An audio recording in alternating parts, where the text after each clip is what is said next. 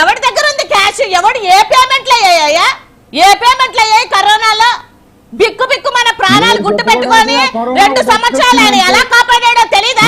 నువ్వు కూడా ఉన్నావు కదా ఆంధ్ర రాష్ట్రంలో, నువ్వు కూడా ఉన్నావు ఆంధ్ర రాష్ట్రంలో. ఎట్ట బతికావు? జగన్మోహన్ రెడ్డి గారి గవర్నెన్స్ వల్ల బతికావు నువ్వు. అర్థమవుతుందా? ఇవాళ ఇవాళ బతికి బట్ట గడిచిన తర్వాత, కరోనా లాంటి విపత్తుని ఫేస్ చేసిన తర్వాత ఎన్ని మాటలైనా మాట్లాడతారు. ఏడున్నాయి డబ్బులు? బ్యాంక్ స్టేట్మెంట్ లో బ్యాంక్ ట్రాన్సాక్షన్లు ఎక్కడయ్యాయి? ఉన్నారా అసలు? ఉన్నారా రాష్ట్రంలో? ఈయనంటే ప్రశ్నించడానికి వచ్చాడండి. ఏది ఇన్ని జరుగుతుంటే ఒక చోట కూడా ప్రశ్నించలేదు మీ నాయకుడు కాదయ్యా.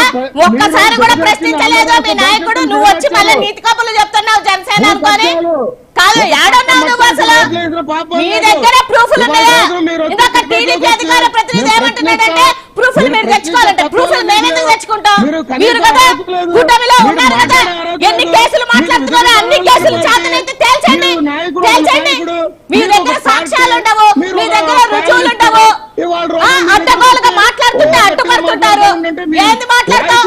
ఏం మాట్లాడతావు నువ్వు? నీవు మాట్లాడినప్పుడు అడ్డొచ్చానా? నేను మాట్లాడేటప్పుడు అడ్డొచ్చానా? నువ్వు అడ్డు నువ్వెందుకు అడ్డుపడుతున్నావు? నీకు అడ్డుపట్టానా? లక్ష్మీకాంత్ గారు ఒక్క నిమిషం మాట్లాడద్దు. సబ్జెక్ట్ ఉంటే మాట్లాడు. గంట సేపు డిస్కషన్ చేస్తా.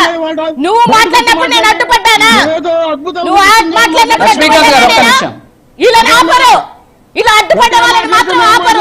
మాట్లాడుతున్నప్పుడు 10 సార్లు మాకు అడ్డుపడండి. జనాలకి నిజ నిజాలు తెలియకూడదని చెప్పేసి ఆయన ఇప్పుడు వరకు మీరు ఆపలేకపోయారు. రాజు గారు ఇంతవరకు ఆపలేకపోయారు.